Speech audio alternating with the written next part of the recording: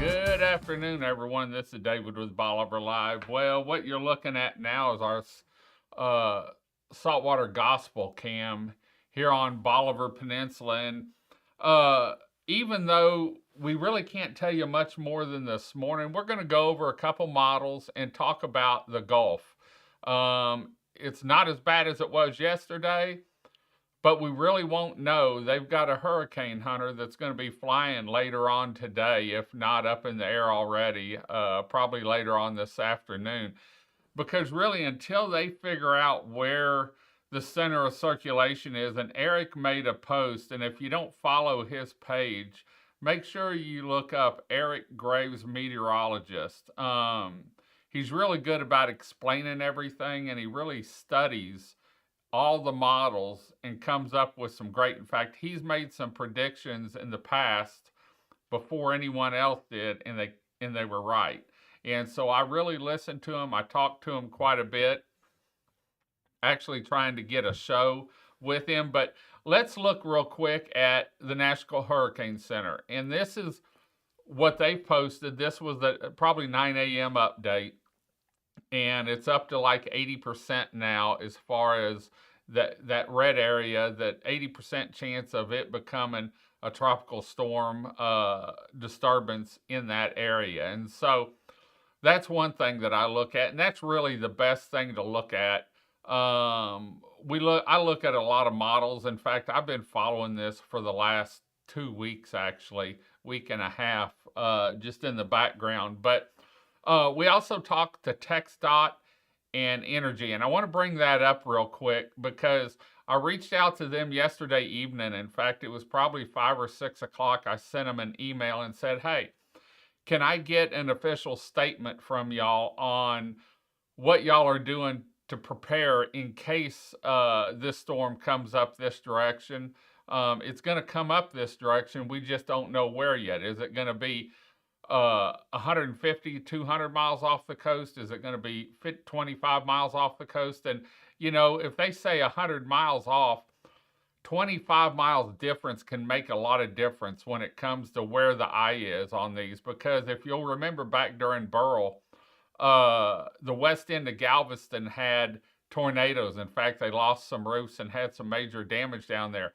Now, if that would have been 25 or 30 miles, probably 35 miles east, it would have come across us. So that's how much difference there is. So when I reached out to TxDot yesterday, this is what they sent me yesterday evening.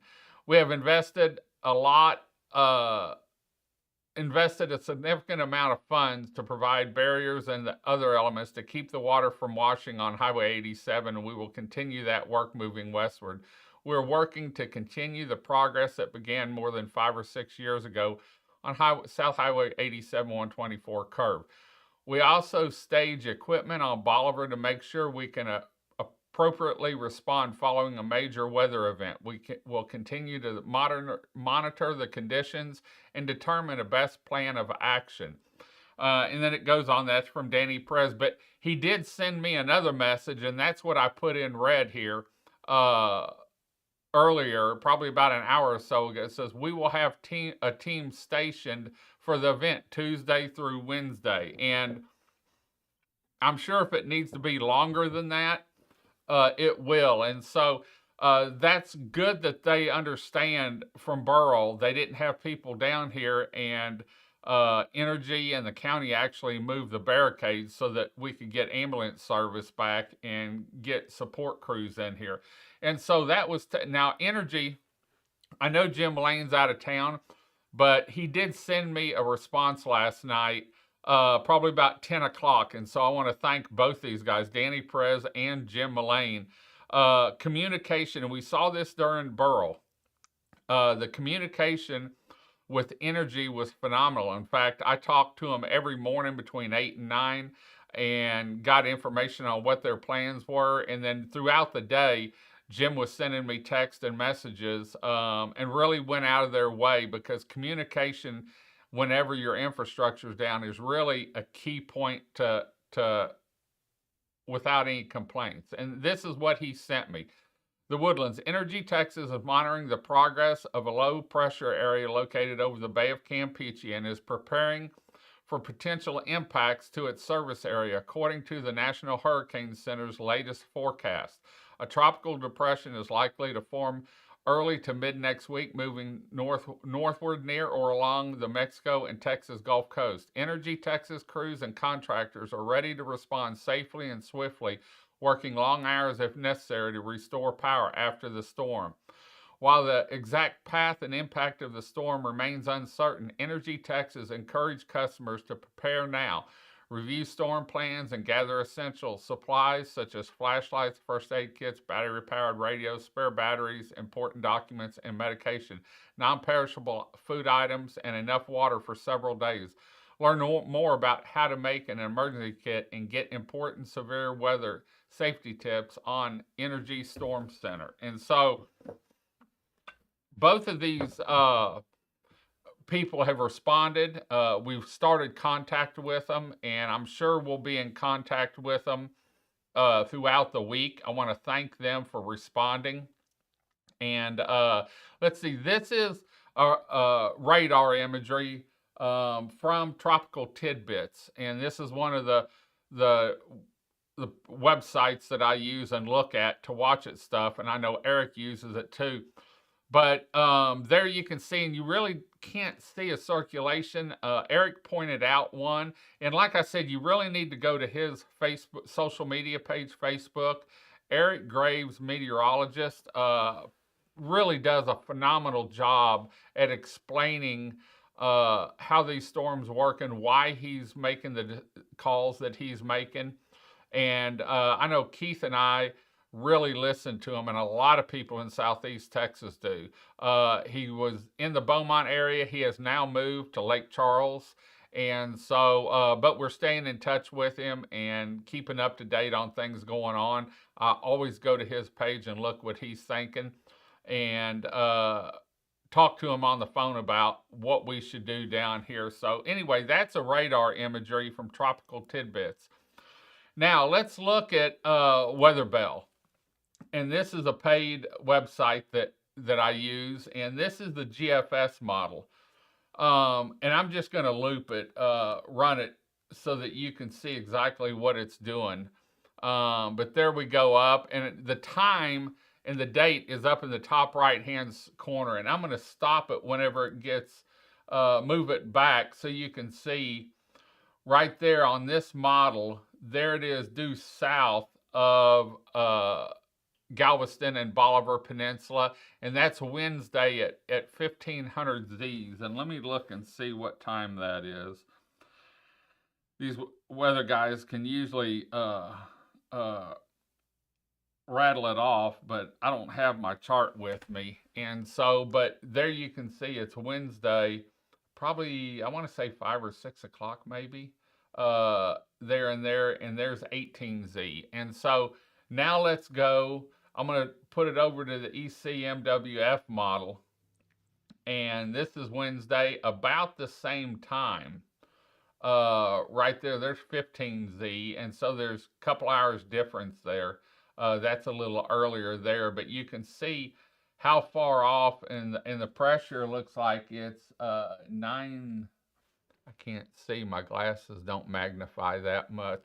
But I think that's a category 1, maybe a low 2.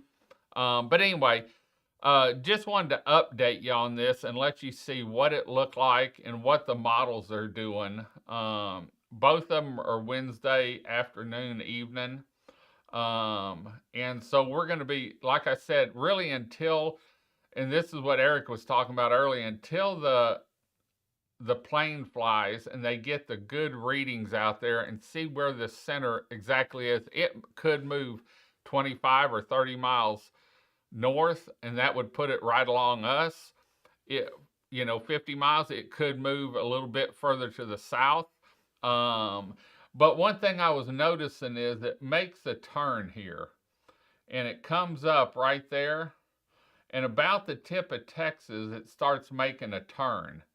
And, depending on where it makes that turn, it could put it closer or further away. And I'm going to go back to the GFS now. and see where it turns about the same place, about the tip of Texas, and starts up and then levels out a little bit. But you know, where it makes that turn could make a big difference. And so that's what we're going to be monitoring. We got some sleep last night because I know it's going to be a long week. Hopefully not that long. You know, if this thing goes offshore, we'll have a little bit of rain, a little bit of wind, and we won't have to worry. But I did drive 120 or Highway 87 this morning. I don't have the clips up, but you know where those barricades moved during Burl? They are not tied down. And so when water hits them, it's going to move them. And that's what worries me is they didn't get them tied back down. They don't have rock in front of them. Now, the first section that they did, and part of the second section where they have rocks, it did a phenomenal job. It lets the water through, but it kept a lot of the debris off the road and held in place. These temporary ones that they put in, they just drove rods down in the ground, and we saw what happened with that. They were all bent over and pulled through. And so they haven't tied them down. And that's what worries me. If we get an elevated tide, that we're going to have to worry about that also. And so you can drive over the sand and stuff if you need to get out, but you can't drive through the barricades. And so I think that's why TxDot is staging people down here on Bolivar Peninsula. And also remember, during Burl, the ferry shut down late Monday night and or Sunday night. I think it was Sunday night or early Monday morning. I know I did a feed from there at 1:45. We lost something here. I did a feed from there at 1 o'clock, and let me get back. I was taking the feed off my website, and it was closed. And then by that time, 187 was closed. So just watch and let's see what happens over the next day or so. But if you have medical conditions, you know, might need to go to a doctor, have to have electricity. If it gets too close, you may want to leave and go stay at a friend's house, go on a little vacation up north. Don't go to Louisiana. Go to out down south, southwest or northwest, I guess you could say, up to the hill country or something and visit that. But anyway, we're going to keep you posted. We're here. We're always here. We're going to stay here. We may move to High Island if things ever got bad. But we're going to keep you posted and let you know exactly what's going on. And we're going to stay in contact with TxDot and Entergy throughout this. Hopefully it's a short-lived event, but you never know. But we wanted to let everyone know we've already contacted them. They've gave us their comments, and we're started the trail of getting back to normal if there is a problem. Entergy did a great job during Burl, and they're standing up and getting ready, if need be, to do the same thing here. So we're going to head on out. Hope you enjoyed the show. We may be back a little bit later on this evening, letting you know if we get any updates. If not, I can tell you we're going to be moving probably our shows on at least Monday, maybe Tuesday, and we'll just see how this thing goes. If we need to stay in contact with you, letting you know what's going on down here, we're going to be moving the shows that we had scheduled for this week to next week so that we can give you up-to-date coverage